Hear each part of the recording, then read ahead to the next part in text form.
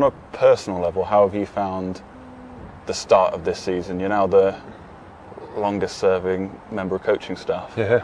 Has that been a strange transition for you?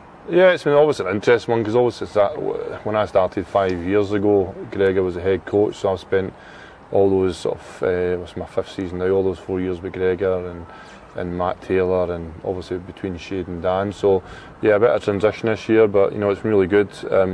I think Jason and Humps have integrated really well into the squad, different ideas about things, which is obviously really good in terms of freshening up the environment. It's also, Dave's been interactive via Skype, so regular meetings with Dave, and he's really clear about what he's looking for from the game. So yeah, we've got pretty good alignment between the coaches, and the application of the boys in Block 1 and Block 2 of pre-season has been first class. In terms of what Jason and John are going to bring, can supporters who have watched Scotland play, can they expect to see that style here at Scotstoun next season? Yeah, I think obviously over the past few years, I think it's important to recognise that Scotland have done really well. Scotland got to their highest position in World Rugby over the last sort of couple of months, and that's over the hard work that's been done over the last few years, where coaches have been involved in that. You spoke about Scotland reaching the highest ranking. That starts right down at grassroots in the academy. There's been a lot of academy guys here. What have you made of them? Has anyone specifically impressed you? Yeah, obviously at this time of year we involve a lot of our academy boys in pre-season because we have so many away with the national team and other international teams. So with some of the younger boys in this year, like guys like Dan York, who's only sort of 18, he's applied himself really well. He's been good. With under 20 boys coming back from the World Cup, they had a really successful period over there. Guys like Stafford McDowell, for me he's looked really good at training. And he's a really good prospect, a big physical young guy. There's a real focus on a family atmosphere here amongst the players. Does it help the fact you've got the Horns and the Fergusons, actual family that the playing group's built around? Yeah, it's unusual to have certainly a couple of pairs of brothers in one team, and obviously during the summer there was a lot made of the Barrett brothers playing for New Zealand, 3 of them playing or being in the New Zealand squad at one time. So yeah, for us it's good. We consider ourselves a real family club, and obviously a sense of family is important to us as a club. So yeah, it's great to have those boys in there. And I think, as I said, the 2 Horns have got a real similar mindset, and I think it's the same with the 2 Ferguson boys. Xander and Matt work hard, and they both have got really good potential as not only players for us, but also for international rugby. Xander's already proved now he can play international rugby, and he's doing really well. And Matt this year in the under-20s was outstanding, so he's going to come through even more this year for us. But yeah, it's good to have that, and it does help the sort of family feel at the club. Even when it's a full squad here, it's still a very young squad. I think you could pick a really strong first 15, 25 and under. Is that unusual, and what positives and challenges does that present you as a coach? Yeah, I think it's a positive thing in the sense that if you've got a young squad, you can keep them longer, and you can get a bit more out of them. I think the other thing about young players is not really receptive to learning and developing.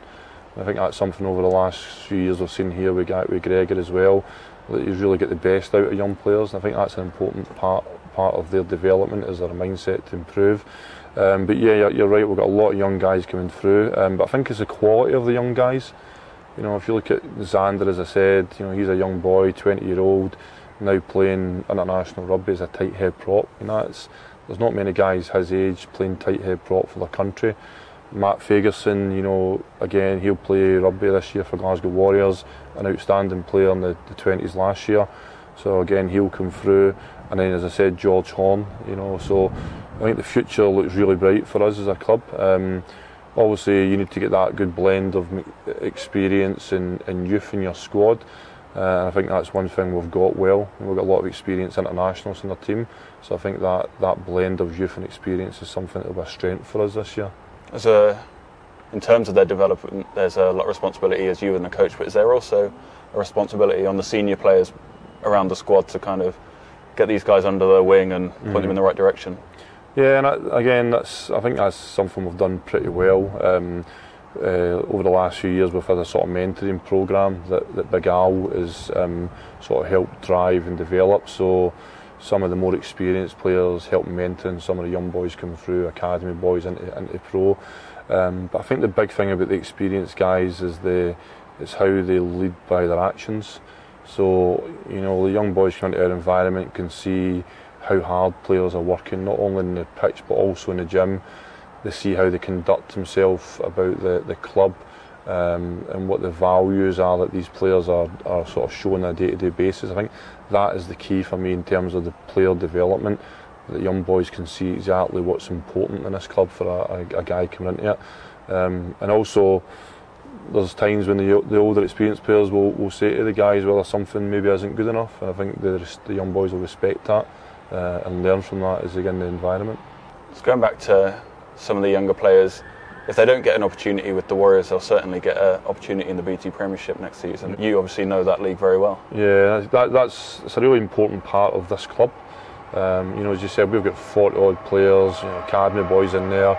So, you know, there'll be some guys every week who aren't selected on the pitch out here. So we've got a really good relationship with our clubs. This year there'll be 5 clubs in our draft.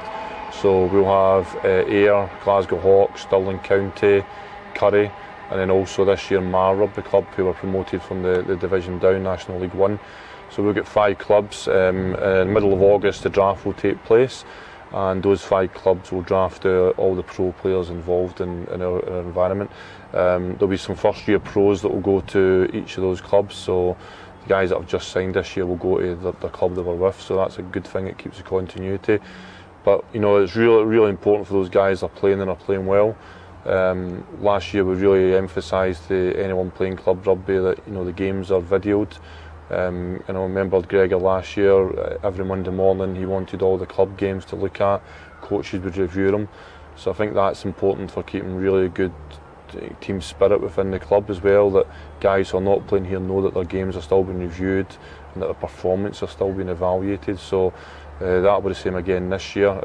But the draft's worked really well for us, and as I said, we've got a good relationship, and it's important we keep that going. Seems to be going well as well. Am I right in saying that the top 4 leagues in Scotland were won by clubs in Glasgow and the West? Yeah, that's right. So the last season, the top 4 leagues in the country. So I think certainly Ayr won the Premiership, Mar won the division down, National 1, Carfra won National 2, and then Dumfries it won, I think, National 3s it was there. So, you know, that's a big thing for Glasgow District Rugby, and we're obviously proud of the sort of connection we have with the clubs in the local community, and you can see that by, you know, on our shirts with the clubs' names and stuff like that. So yeah, we're proud of that, and again, long may it continue for us. And that connection is going to be manifested in this game that we're having at Stirling County against Northampton Saints. Do you enjoy taking the Warriors out into more rural Scotland, and the Saints themselves? What threats are they going to bring? Yeah, I mean, we obviously played Canada at Stirling last year, so that was a good game. You know, we got a big crowd out there for that, and it's great for the local rugby community. You know, for Stirling to have Glasgow Warriors there, maybe brings people along to their club from the local community that wouldn't normally go. So, you know, if they can use that as a catalyst to, you know, generate more fans and supporters, then it's great. And then finally, with this amount of time off, you must be just excited for the season to get going and for the stands to be back up and to get back out there. Well, we don't get much time off, to be fair, as coaches. We're split of work throughout. We got a few weeks here and there, but yeah, you do a lot of work in pre-season, whether that be skill development or conditioning, and then you get to a sort of stage where you're ready to get back into playing again. We've got a fantastic European draw. You know, we've got Exeter, top side, English champions. We've got a really exciting trip to Montpellier to face Fern Cotter and his guys. And then we've got our old foes Leinster, who have proven to be one of the top sides in Europe as well. So we've got a lot to look forward to this year.